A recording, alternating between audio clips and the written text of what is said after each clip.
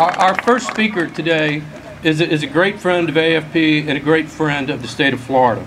He is the youngest Speaker of the House in the entire country at just 33 years old.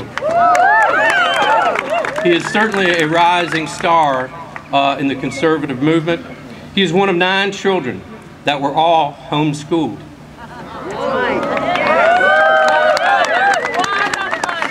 A football career took him to Jacksonville University, where he became friends and roommates with a fellow by the name of Jason Bentz. You might know his father, Speaker Bentz, was the Speaker of the House. Alan Bentz was the Speaker of the House not too many years ago. Weatherford ended up going to work for Alan Bentz in his district office in Panama City, and then to Tallahassee once Bentz became the Speaker of the House. 2006 was a pretty big year for Speaker Weatherford. He married Alan Bentz's daughter. Talk about keeping it in the family. Moved back to Pasco County, his hometown, and ran for the state legislature and won. He was elected at just 27 years old and has already proven himself to be a champion of liberty and prosperity and free markets. He has made pension reform, number 2 in our Five for Florida plan, a priority this session. And he has stood up firm when the governor of this state flip-flopped on Medicaid expansion. Please welcome your friend, our friend, Speaker of the House, Will Weatherford.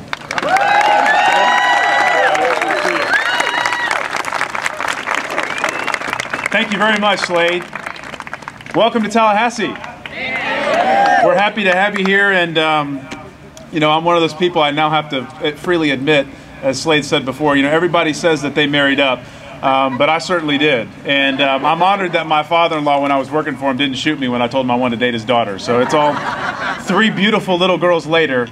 We have a wonderful family, and I'm so honored to be here and so happy to see so many people here.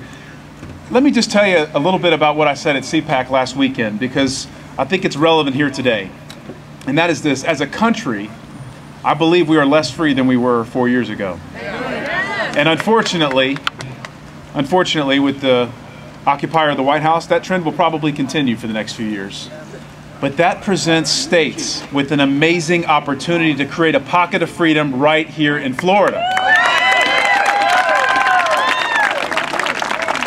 We're creating a pocket of freedom with education reform by embracing accountability and technology and choice for our parents. We're creating a pocket of freedom by lowering our taxes and our regulatory environment for the state. We're creating a pocket of freedom by getting rid of an old, archaic, outdated pension system that puts our state at risk. And let me tell you one more way we're creating a pocket of freedom. We are planting a flag of freedom in the state of Florida because there's a troubling trend that's going on in this country, and I'm calling it cartel federalism.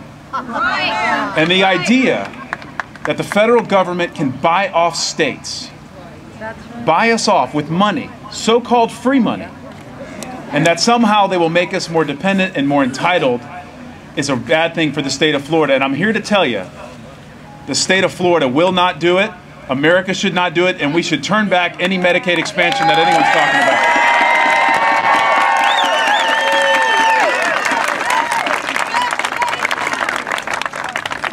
I want to thank the Americans for Prosperity for helping us build this prosperous pocket of freedom. I truly believe as a state, Florida can be the place that people want to raise their children, start businesses, grow a family. You may not know this, but today almost 1,000 people a day are moving to the state of Florida. Do you know why they're coming here? Because they're more free here than they are in some other states. And if we continue to fight for that freedom, that economic freedom, that personal freedom that we believe in and that this country was founded on, we will be the envy of not only America, but Florida will be the envy of the world. Thank you for being here. God bless you.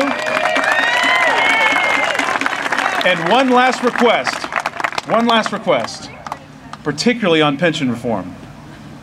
When you walk through these halls, go by and say hello to your House member and thank them for voting for pension reform this Thursday. And when you go by and see your senator, remind them that the House bill is a pretty doggone good bill and they should vote for it too. Thank you all. God bless you.